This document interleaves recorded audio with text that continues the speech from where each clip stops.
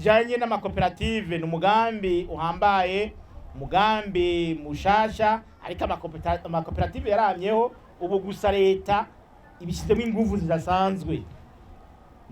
Abenshi bakunze kuvuga ngo amakoperative ngo ni ivy'umugambwe uri ku butegetsi.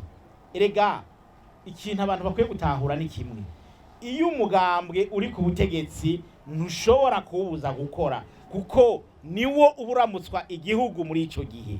Umugambwe uri ku butegetsi rero, programa zose ziba ziriko zirarangurwa zitirirwawo, ibigenda neza bishimigwawo, ibigenda nabi barabigaya nyene, kuko ari uwo mugambwe uri ku butegetsi ubibazwa.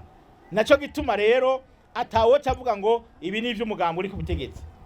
Namba na gato mugabo programme ziba ziriko zirarangurwa nivyo baba barashikirije, nk'ubu n'ivyashikirijwe muri 2015 nivyo biriko biraranguka, bigira birangire muri 2020 kugira ngo hazi ibindi bishasha. N'umugambi wa leta rero ntituce tukatisha twita ngo wibi na biri, n'umugambi wa leta.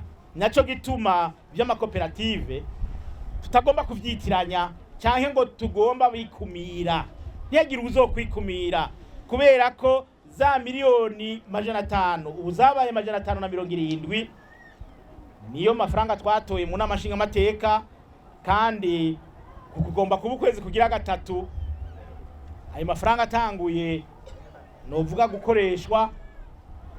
Nagomba yuko mutahura yuko leta yahinduye, igomba yuko n'amafaranga n'ahatoba ari yose hagira amafaranga aza gushigikira amakoperative, kugira ngo umuntu wese aha muri village ya gatanu na wa wundi tuzi abantu bita ntaho nikora ashikigwe.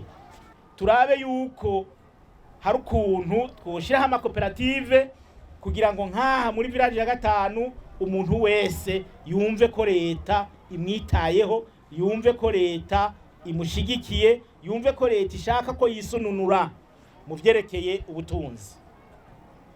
Erega ntimubone ngaha muri Gihanga si bose, kandi hariho umuntu ushobora gusanga kuronka inoti y'ibihumbi 10 bishobora gukunda iyo yagiye mu itashi nkumbure canke yarimye agaceri kagakunda. Hariho ahandi yo mu mitumba mu misozi kugira kubitiye ijisho inoti y'ibihumbi 10 atari coroshe. Turashaka rero yuko muri ayo makoperative haba ibikorwa mwebwe nyene mwumvikanye bishobora gutuma uwo ari we wese iyo noti y'ibihumbi 10 ashobora kuyibona. Iyo noti y'ibihumbi 10 ashobora kuyibona biciye muri koperative. Korora, kurima, eka n'ibindi, kuko ibikorwa byo gukora si korora no kurima gusa, harashobora kuba n'ibindi iby'ubucuruzi by'ibintu bitandukanye. Muba muzi ko ngaha muri village ya gatanu bakenera, mukagenda mukabigura iyo biri, mukabizana nka koperative, mugacuruza amahera mushira kuri konte, mushira mu bubiko gushika agwire, gushika naho usanga bigiriye akamaro umwe wese muri mwebwe.